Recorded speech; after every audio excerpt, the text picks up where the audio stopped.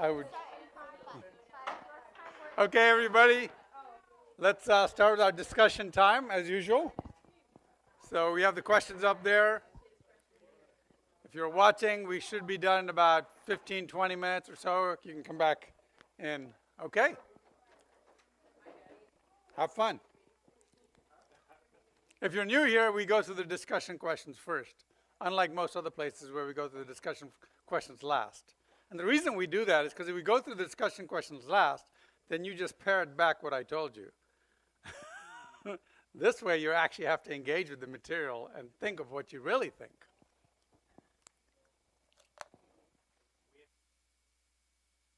Okay.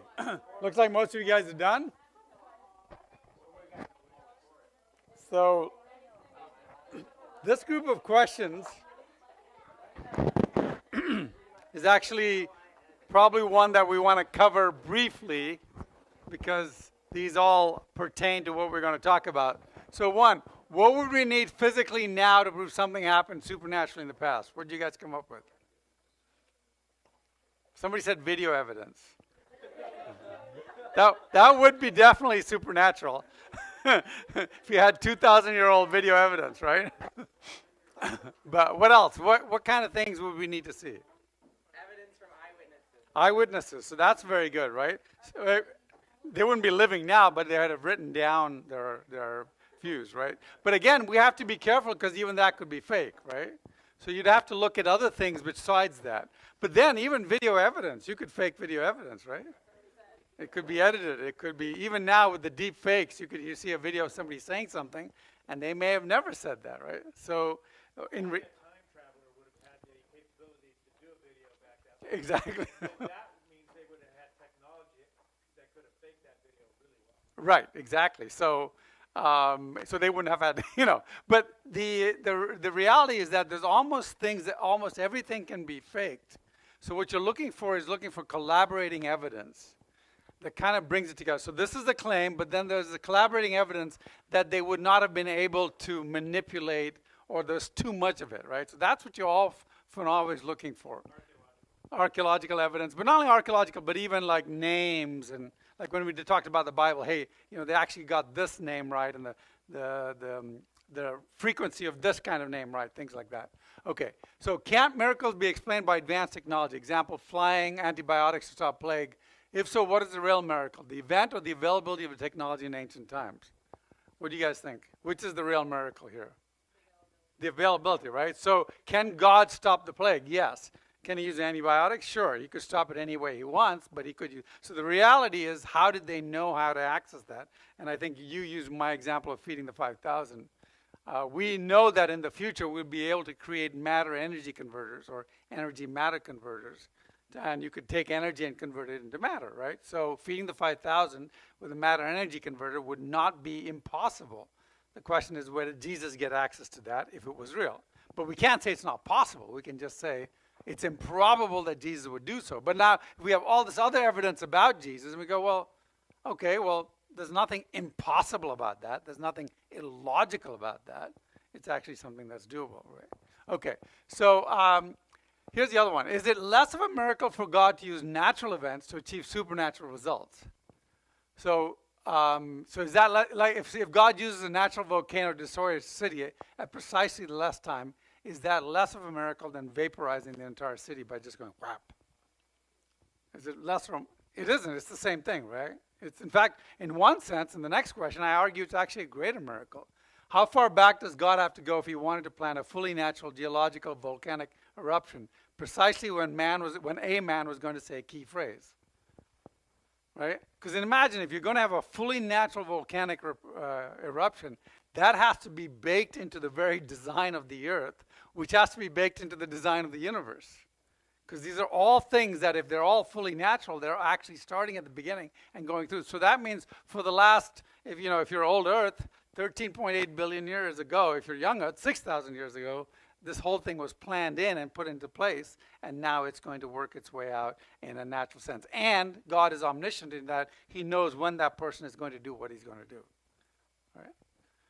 So So how far back does God have to go? Well, the long-term plan one is definitely one. Okay. Has God used natural causes in the Bible to achieve his purposes? I had a couple of examples. I think this group had one. Which was your? Yes, so the plant and the worm, both cases, right? So this was like just at the right time, the right place to teach a lesson. There are other ones too in the Bible.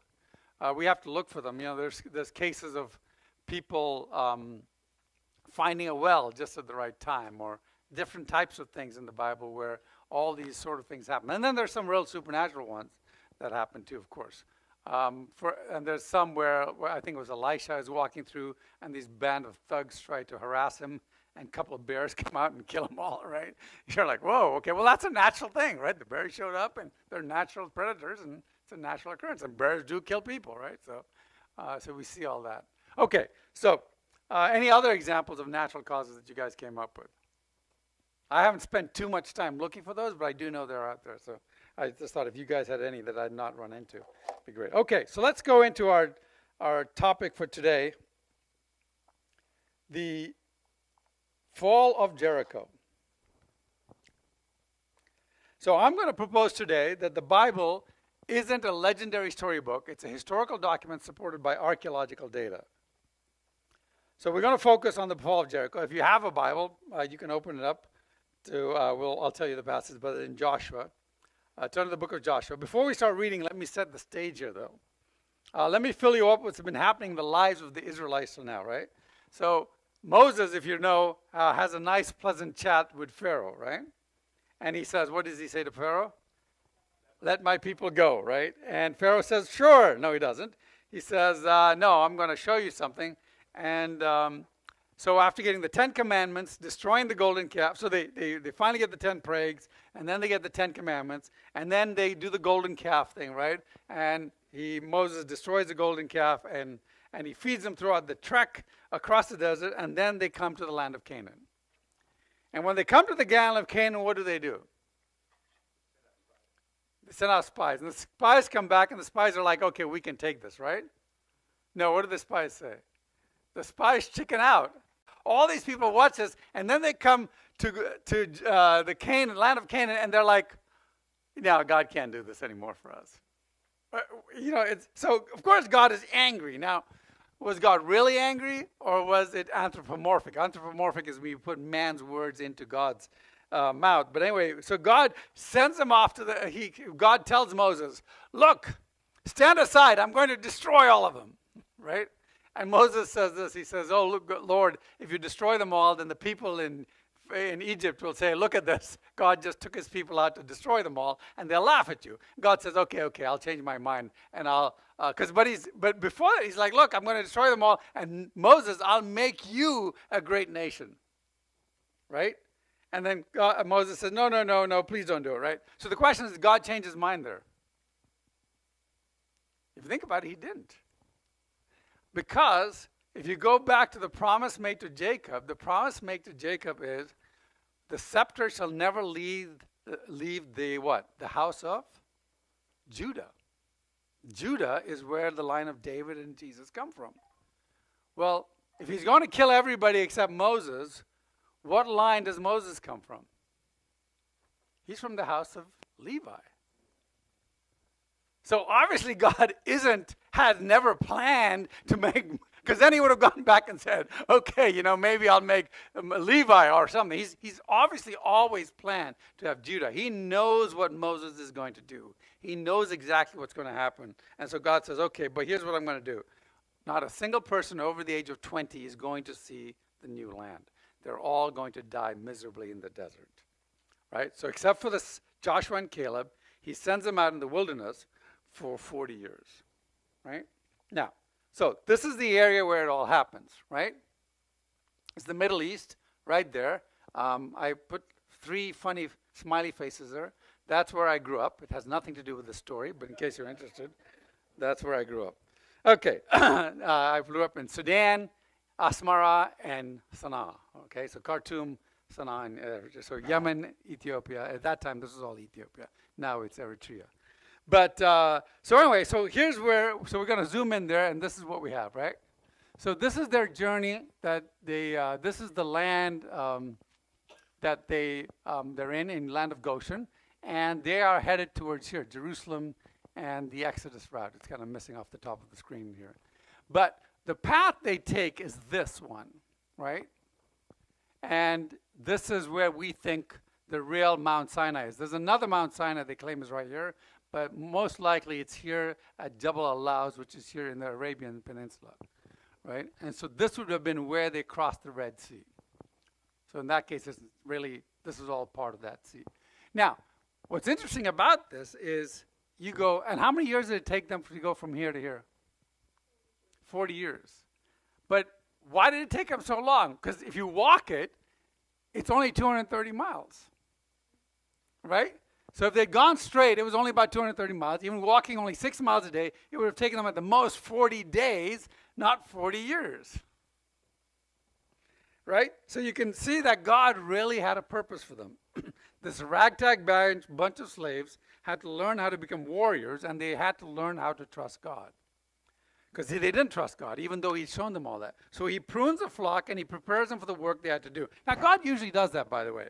He takes someone, and then he refines them and prepares them for the work he wants them to do. He doesn't pick people who are ready to do the work. He takes people who are willing to do the work, and then he prepares them for the work. Now, hopefully he's not through a lot of pain like these guys. But sometimes it is, all right? Because remember, he does that to Joseph.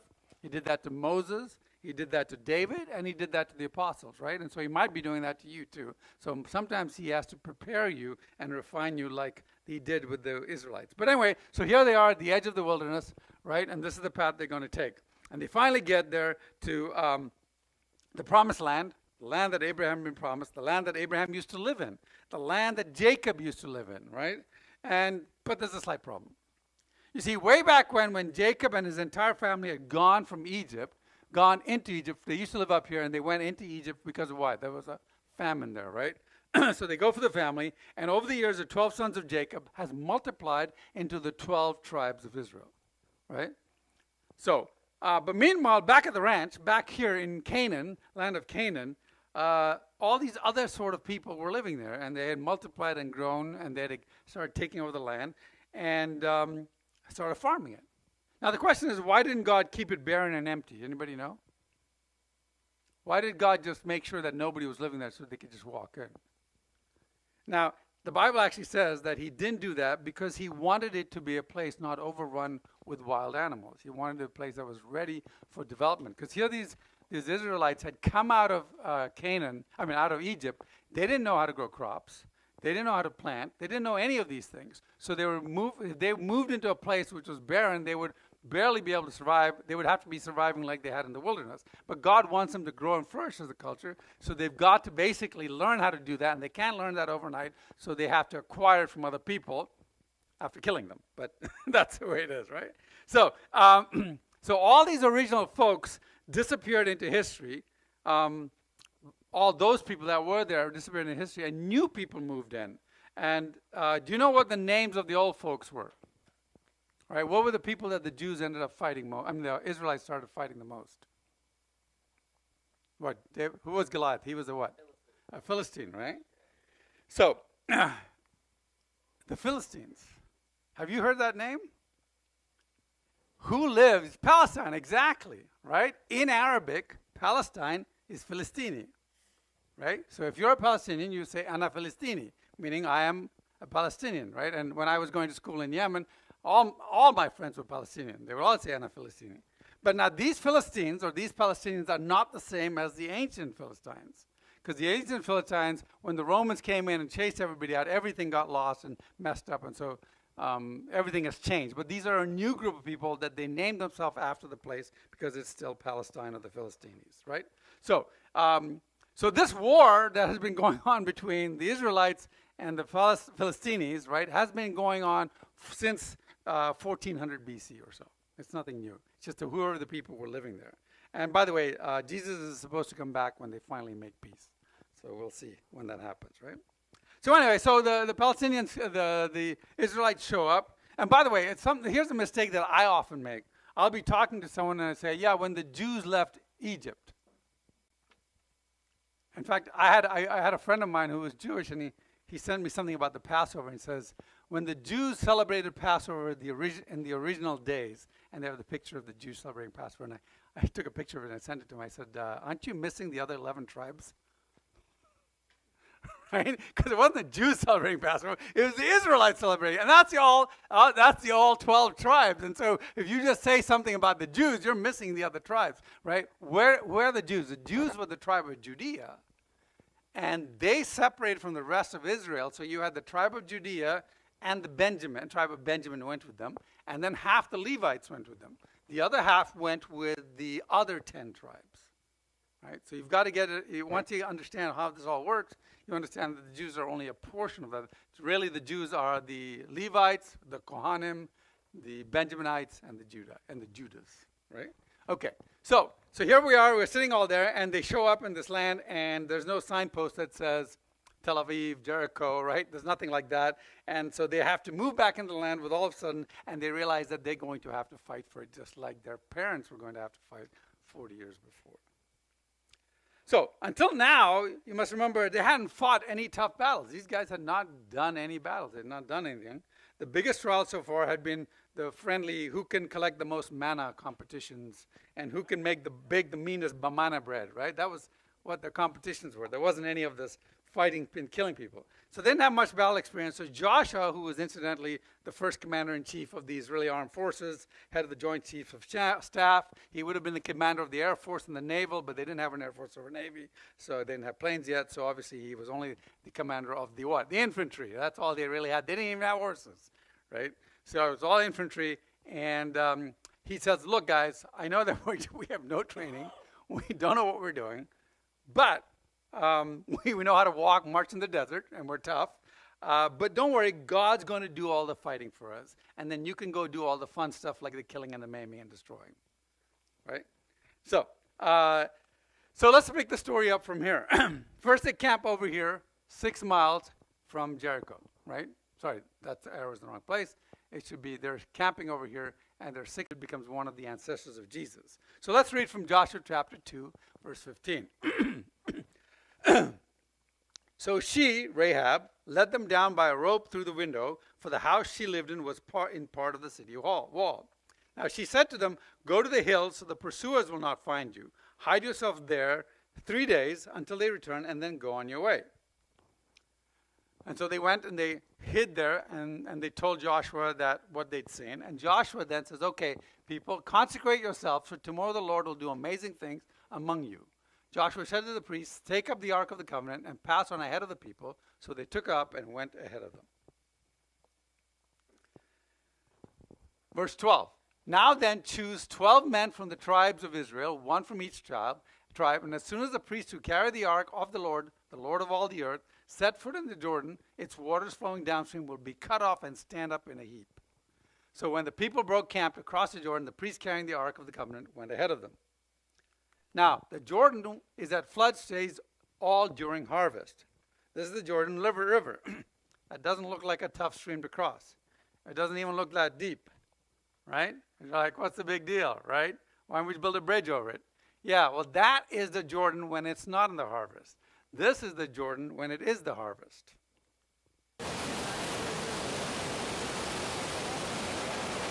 You don't want to walk across that. And especially if you have women and children with you, right?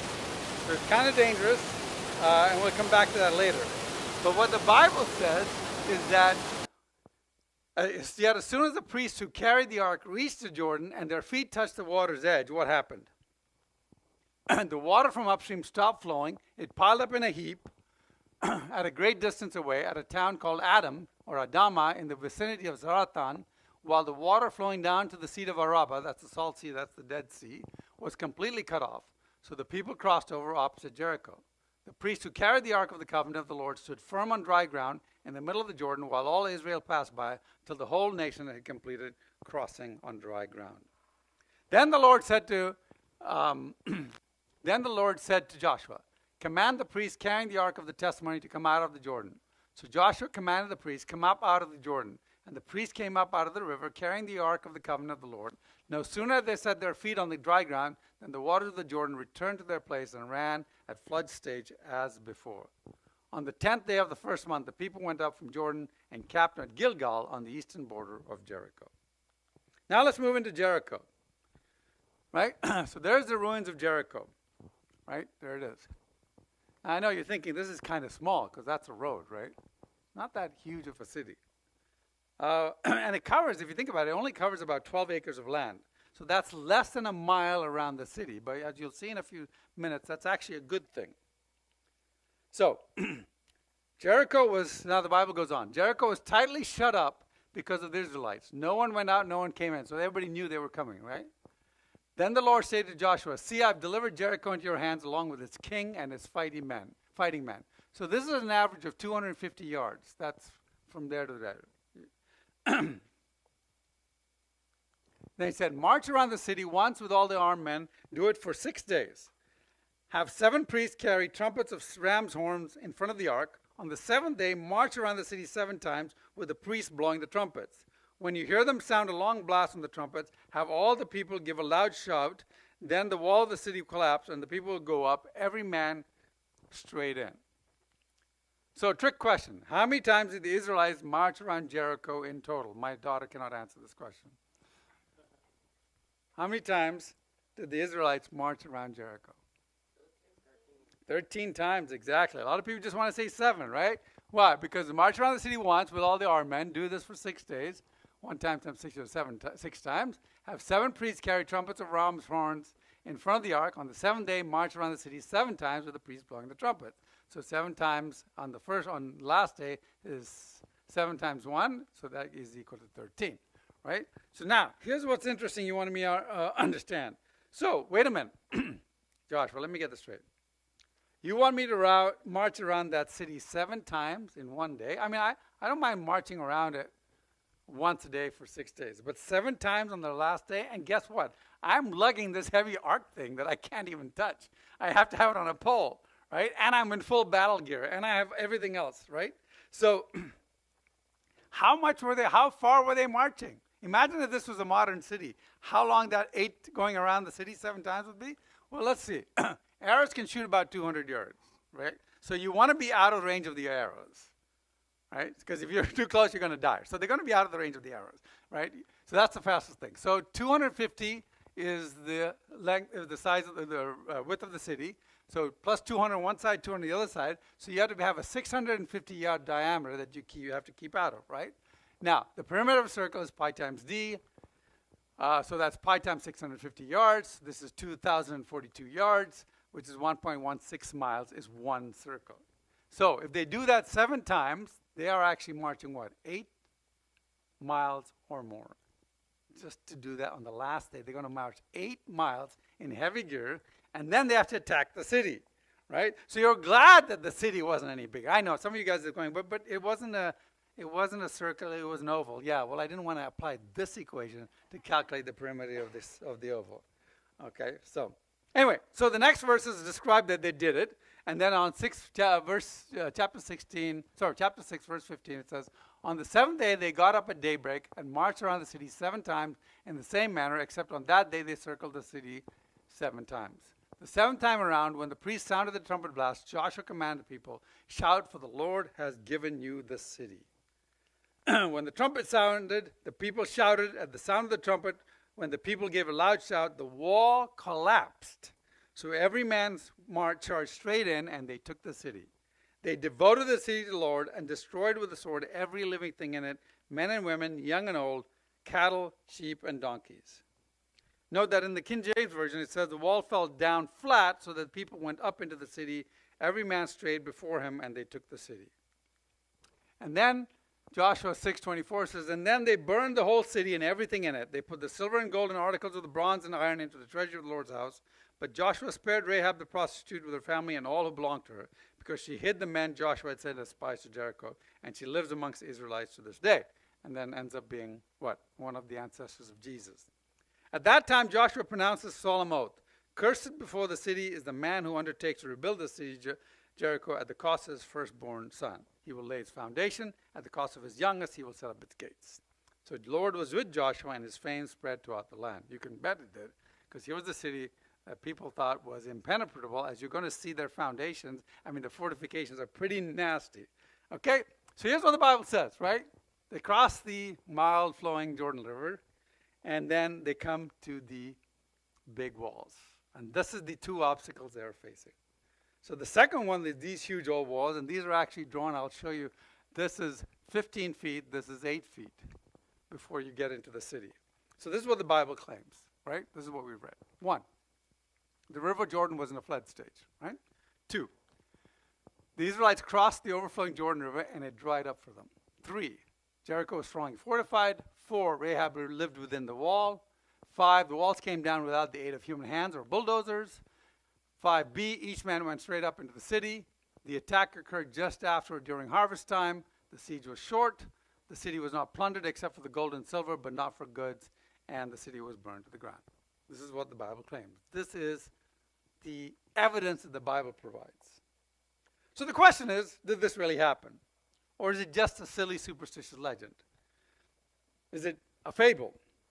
Did it really happen, or was it just a normal battle, and then somebody was telling his grandkids who embellished it a bit, and they told their grandkids who embellished it a bit, and they told their grandkids who embellished it a bit, and finally became this supernatural miracle, and then they wrote down, oh, God did all this stuff, and really it was just a battle, and they won, and they killed Jericho. They just managed to defeat the people in Jericho. So what happened here? Was it really what Joshua was writing, and the book of Joshua written by Joshua? Is it accurate, or did Joshua make it up? I mean, where do we get this? So is there any proof that this really happened? Solid proof, circumstantial evidence that this was true, and the Bible is in fact accurate. So my claim is the Bible isn't a legendary storybook. It's a historical document supported by archaeological data. So let's first start with the first obstacle. The river was in flood stage. Now, we noticed that it wasn't flood stage. I showed you a picture of the flood stage.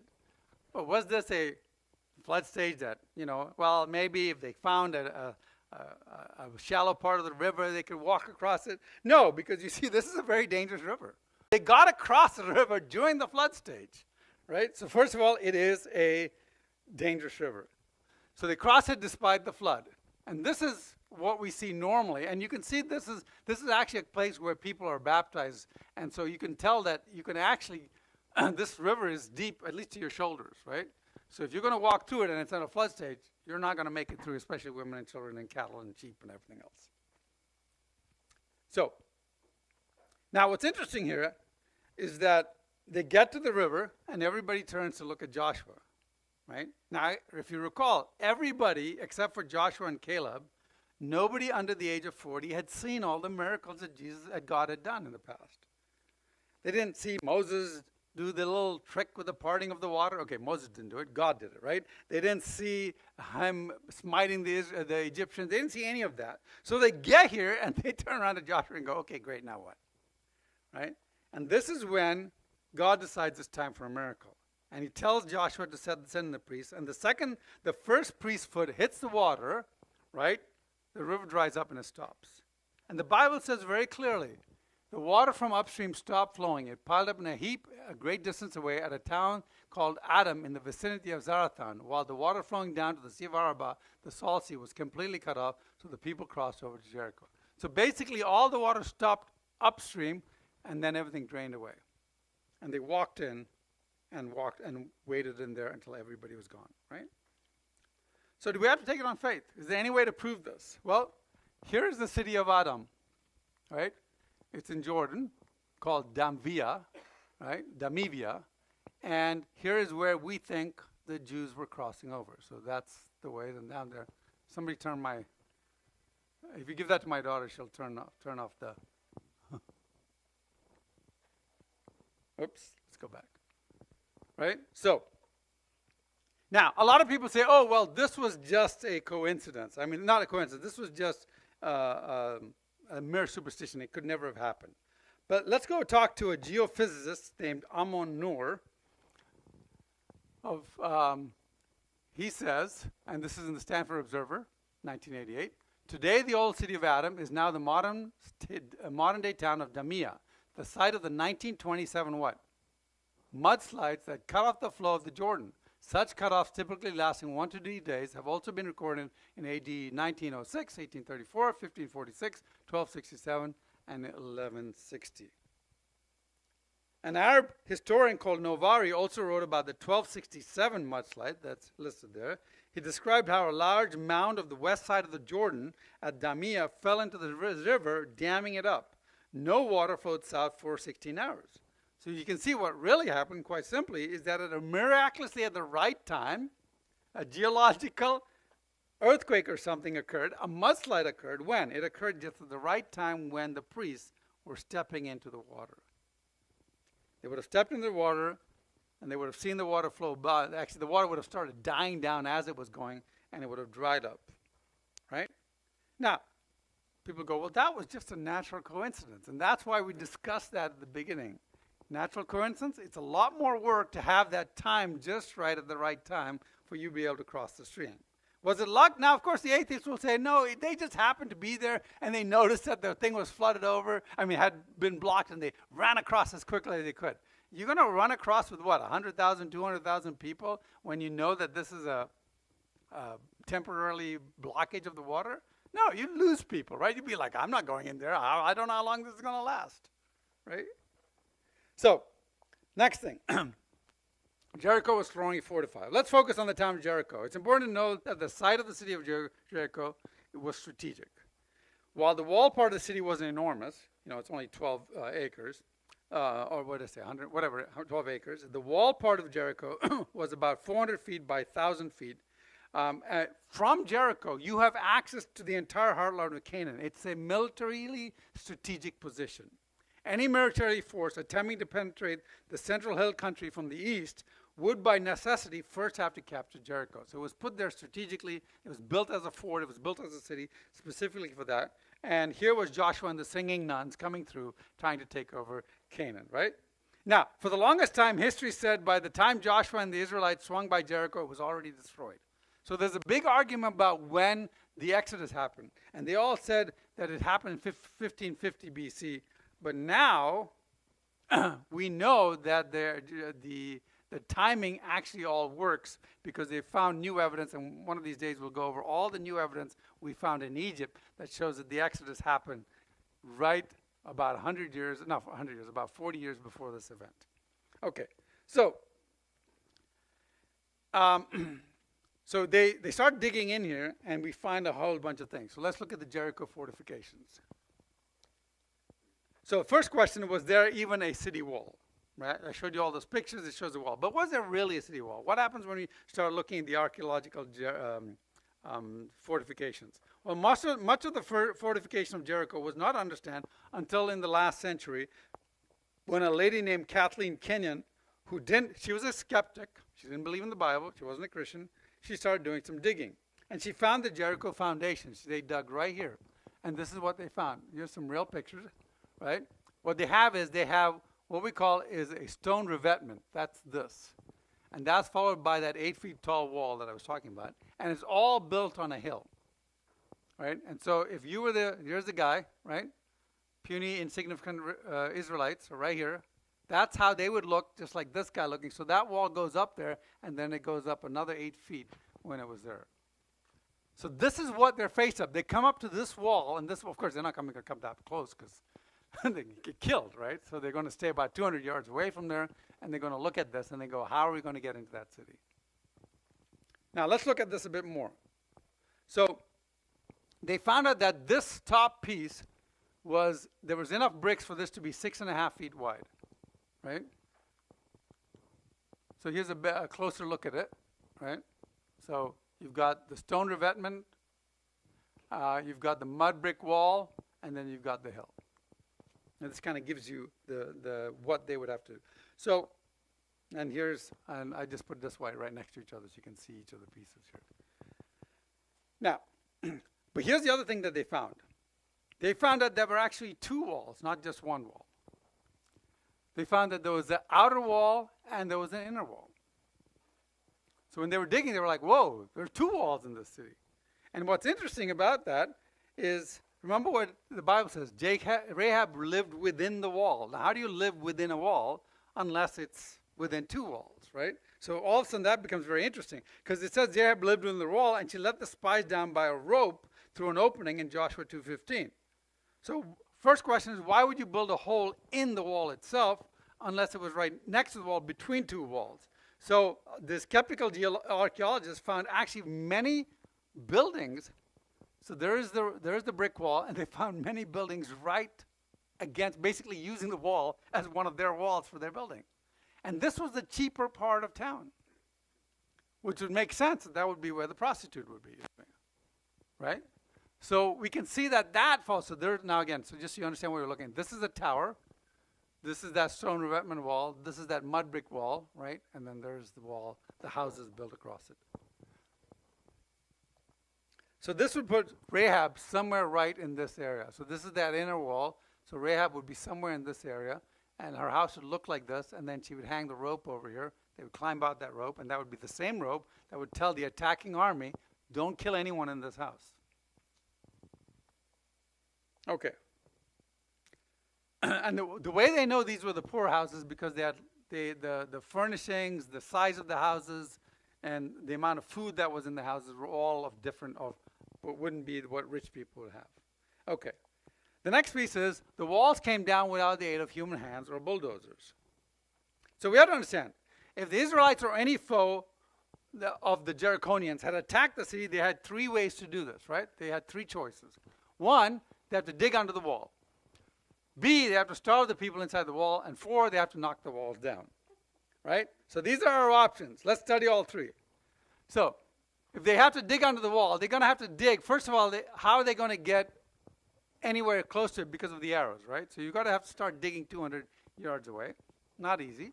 Let's say you managed to kind of disguise yourself and start digging here, or you had a cover so while they were raining arrows on you, it would protect you, but then they'll still know you were digging on the wall, right? So the only way digging on the wall would work is if you surprised them. You'd have to do it when they weren't expecting you. So, and then B, starve the people inside months, right? Now here's the other problem. It turns out it would not take months. It would take not a few months. It would take lots of months. Why? Because what time of the year was this? Right after the harvest, right? So they would have lots of food if that was the case. So this would be the bad time to start starving. And you want to try to starve people before, like a few weeks before the harvest, right? You're like, oh, they haven't harvested the fields yet. Okay, so the next one is, Mr. Gorbachev, tear down this wall, right? Is you could knock the walls in. And this is the most of the ways where most people would attack. They'd either try to scale the walls, right, come over the walls, or they would knock the walls in. Now, to walk the walls in, you can't really knock the wall in because, look, before you can even get to the wall, you have to go up 15 feet. So if you created a structure that would knock the wall at battering rams, it would have to start at 15 feet, and then you'd have to batter this structure and then come in. And the Romans were very good at this, by the way. The Romans actually managed to do that, but that was, what, almost 1,500 years later, right? So that technology wasn't around at the time. Okay. Now, and while you were trying to knock the walls down, they would be throwing cows at you and boiling oil and whatnot, right? So the people who built Jericho knew what they were doing. And after you got through this wall, you still had to get through this wall, right? So, they would put all their forces here and then a whole bunch of forces up here. So this was nothing. Now, I realized I did miss this. There's one more option. After I wrote this, I realized I missed. You could use the holy hand grenade. You could use the holy hand grenade as described in the Book of Armaments. If you've not seen Monty Python, you don't know what I'm talking about. Okay, so given all that is not possible, we have to get back to verse 620. Now, by the way, let's go back here for a second. If I did knock the wall down, which is the most likely way, which way would these rocks have fallen? In, right? Okay, so the rocks would fall in. And whenever we see, when the Roman conquest came, we saw the rocks always fell, the stones always fell into the city, not out of the city. So that means they would have a big pile of rubble here. They'd have to climb up this wall, and they'd have to climb over the rubble and go up. Okay. But the Bible says this. The walls fell down flat, so the people went up into the city, every man straight before him, and they took the city. So take a look at this slide. They found mud bricks were found at the bottom of the wall. So what this means is they found a lot of these mud bricks, right? A little disclaimer here. So what they found was this. So here's the mud bricks, right? Here's the rebatment stone wall. What they found is all these mud bricks had fallen this way onto the ground. And what do you see right here? You see a welcome ramp. And each man went what? Straight up into the city. Above the fill associated, this is Kathleen Kenyon, a non-believer saying this, above the fill associated with the curb wall, during which the final middle bronze bank remained in use, was a series of tip lines against the outer face of the rebatment wall. That's the outer face of the rebatment wall. The first was a heavy fill of fallen red mud bricks piling nearly to the top of the rebatment wall. These red bricks probably came from the wall on the summit of the bank, meaning this wall fell this way. And stairway into Jericho.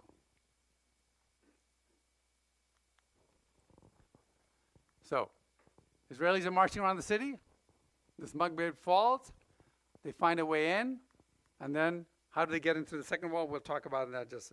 So, not only does the archaeological data show that the walls fall outward, the archaeological evidence shows that God even supplies a ready-made ramp for the Israelite army to be able to walk straight up into the city, right? So, it's like, once more into the breach, right? So, I'm tired of this stupid marching. Huh? What is this? Oh, wait, a ramp. Right? And then they walk across here. Oh, wait, another ramp. And they get right into the city. See, the Bible isn't a legendary storybook. It's a historical document and supported by archaeological data. Here's a picture. And so Rahab's house would have been somewhere here. Now, skeptics will say, well, what's the big deal? A mudslide happened. And then an earthquake happened. That's not supernatural. Well, the mudslide just happened at the exact right time when the priest stuck his little piggies into the water, right? And exactly 7 days later, after the Israelites happened to coincidentally march exactly 13 times around the city and just happened to blow their horns at exactly the right time, coincidentally another earthquake happened that made not one, but both walls fall down and provides them with a welcome staircase and let them calmly walk up into the city without ladders or large springs or holy hand grenades, and they proceed to slash and kill everything in sight, and somebody calls that not a big deal? It's a bit too coincidental for me. Here's what we should understand. God was not satisfied by simply doing a measly instantaneous miracle. I mean, stopping water immediately and dropping a wall are easy miracles for God. God wanted a challenge. So at the beginning of time, before the Big Bang exploded, he fine-tunes, right, the way matter coalesces into a planet, and fine-tunes its entire geophysical system and manipulates its plate tectonics in such a way that it happens at precisely the time a bunch of free-willed humans decided to obey God. This is a much huger miracle than just dropping a wall or shooting a Sidewinder missile at it. I'd say it was a miracle. Let's keep going. The attack occurred just after or during harvest time. So let's turn our attention to the rest of the account. Joshua 5:10 says, the attack occurred right around harvest. How do you know this? Well, chapter 5:10 says, on the evening of the 14th day of the month, while camped at Gilgal on the plains of Jericho, the Israelites celebrated the Passover. That's right at the harvest, right? The day after the Passover, that very day, they ate some of the produce of the land, unleavened bread and roasted grain. The manna stopped the day after they ate this food from the land. There was no longer any manna for the Israelites, but that year they ate of the produce of Canaan. So God has also timed the invasion of Canaan to be what at harvest time, so the fields are full of plenty, and they don't need to worry about it for that year. So, how can you steal grain? Unless the grain is out there and ready for harvest. So it's obviously a time for harvest. And then, of course, if we look at this in Joshua chapter 2:6, but she had taken them up to the roof and hidden them under the stalks of flax she had laid out on the roof. Why would you have stalks of flax on the roof? Because you just had the harvest and you're drying the stalks of flax, or you're flushing them out, right? Flax is dried immediately after it's been harvested. So the Bible says it was around harvest time. That's a given. So there's any archaeological data to support the biblical account. So let's read Brian Wood, who is a Christian, and I got to meet him. I actually have a picture of me talking to him. He says, the most abundant item found in the destruction, apart from pottery, was grain. As noted above, both Garstang and Kenyon found large quantities of grain stored in the ground floor rooms of the house. In one small area, Kenyon recovered 6 bushels of grain. To find such an extensive amount of grain is exceptional. It's obvious that the city fell to invaders shortly after harvest. And this brings us to the next point. The siege was short. So let's say you lay siege to a walled city, and you stand out at it for 6 weeks, a year, 6 months, whatever. How much food would be left in the city? Not much, right? Because they will have eaten all of it. But if you go into a city, if we can find the city has lots of food in it, like he said, then we know that the siege was short because they took it right after the harvest, before people had to eat all that food. And here we see tons and tons and tons of grain. The Bible says the city was under siege for how many days? 7 days, right? Okay. The city was not plundered except for the gold and silver, but not for goods, and the city was burned to the ground. Let's go back to the picture of the grain, right? Grain was a very valuable commodity, and whenever possible, invaders would take all the grain they had managed to get from any city they had invaded, unless it was a siege, in which case there wouldn't be much left. So, however, in this case, it seems the invader had not taken any of the grain, but they hadn't taken anything. In fact, as Kenyon says, the whole place seems to have been burned to the ground. She says, the destruction was complete. Walls and floors were blackened or reddened by fire, and every room was filled with fallen bricks, timbers, and household utensils. And by the way, that's how they could tell how rich the area was, because they had fancier pottery or fancy utensils. You know, they had fine china from Rome. I'm just kidding, obviously. And in most rooms, the fallen debris was heavily burnt, but the collapse of the walls of the eastern rooms seems to have taken place before they were affected by fire, meaning that would have been from the earthquake, right? So here's some burnt walls that they found. You can see the wood is burnt in the wood structures. And then Joshua, of course, says, then they burned the whole city and everything in it, but they put silver and gold and the articles of bronze and iron to the treasure of the Lord's house. So, and take all your food with you, right? So, we've gone through the account of Jericho, right? And we're coming to one conclusion: the Bible is accurate, it's historically backed, it's correct, it's a history book, because these are the claims we came up to, and every one of them has been proven. The river of Jordan was a flood stage, proven. The Israelites crossed the overflowing Jordan River and dried up for them, proven. Jericho was already fortified, proven. Rahab lived in the wall, proven, or possible. The walls came down without the aid of human hands and bulldozers. Each man went straight up into the city, proven. The attack occurred just after or during harvest time, proven. The siege was short, proven. The city was not plundered except for the gold and silver, but not for goods. The city was burned to the ground, and that's been proven. So we don't need to worry about how we are to defend the Bible. We can let the evidence. You see, because the Bible isn't a legendary storybook. It's a historical document supported by archaeological data. Thank you very much. Questions? Yes. We can get them. Wait for the mic, though. So Passover is in springtime. Yeah. So was harvest time there springtime? Yeah. Well, it would be, Passover would be right before the harvest, I believe. Okay. Yeah. Any other questions? Stunned silence. One question? No? No? Yes, right there, Steve.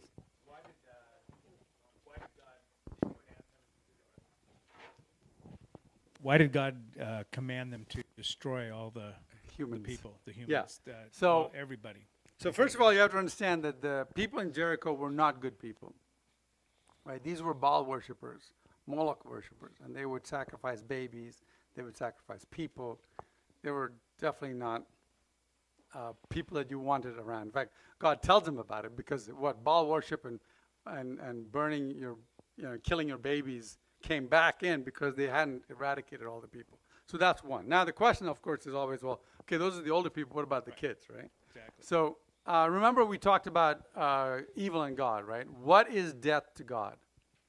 It's moving of one person from a physical limited plane to a supernatural plane, right?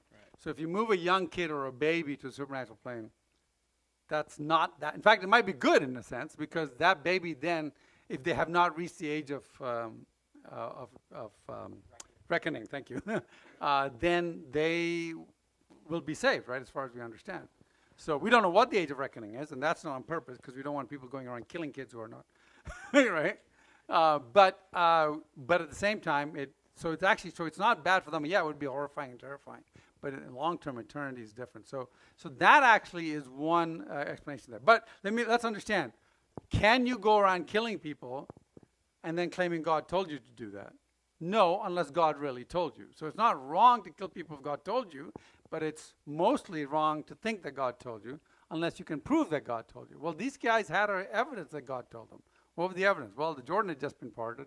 The walls of Jericho had fallen as soon as they blew their horns.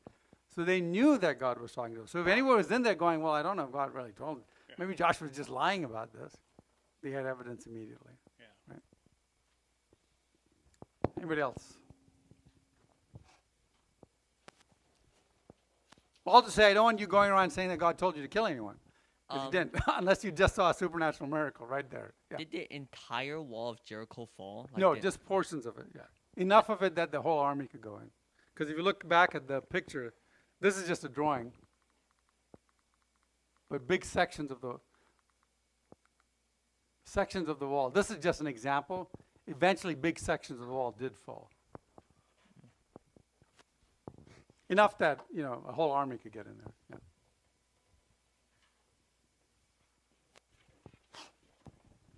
Any rationale for the marching around 7 days and I mean, blowing the trumpet, it's like a war cry. I could see so that, why 7 days? Yeah, because 7 is that number. It's the number of God kind of thing, the 777. But I don't know that there's any theological, it's a good question. I haven't thought about that. But yeah, is there any theological connection besides it being the holy number? Yeah. Anyone else?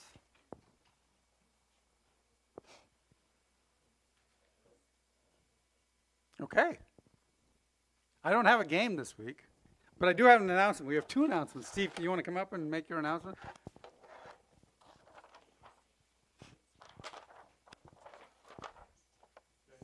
Yeah. So a friend of mine that I train, I'm a personal fitness trainer. His name is John Robertson. Maybe some of you have known him throughout the years if you're a little older. He was the Celebration Concerts promoter that has promoted Christian concerts for probably 30-something years. And he got in touch with the people that are doing the C.S. Lewis theatrical presentations. And we're having a theatrical presentation coming to San Jose at the Montgomery Theater in May. And David Payne is going to be playing the part of C.S. Lewis. So it's, as far as I can tell, it's a one-man play, but I'm not 100% sure of that. But so it's a theatrical presentation of C.S. Lewis in character. And so it's going to be on May 20th through the 22nd. And the tickets go for normally $64. How many of you been to the Montgomery Theater? You ever been to it? It's a nice theater downtown. So John has arranged for us to be able to use his discount to get tickets to it. So instead of paying $64, you get tickets at $32 each. And so I just brought a bunch of flyers for anybody that's interested. And that's pretty much it. So I'll just probably put the flyers back in the back. Make sure you grab one if you're interested. Yeah. I've been to a couple of these before, and they're really good. They're very interesting. Very engaging. Yeah. Oh yeah. No, my other announcement is in the email I said the next 2 weeks I gave you what we're talking about. Turns out next week is Easter break for us, so we won't be here. So next week we don't have a class. I will send out an email tomorrow reminding you there is no class next week. And we'll do next topic we're talking about is slavery and the Bible. How do you, a lot of people, I've had these big discussions with atheists are like, oh, the Bible says slavery is okay. I'm like, no, it doesn't. Yes, it does. And so we'll show you how it doesn't and explain how you need to read it and how it actually is. Once you read it, you go, oh, okay, of course it doesn't. So great. Have a great week. See you guys in 2 weeks. Thank you.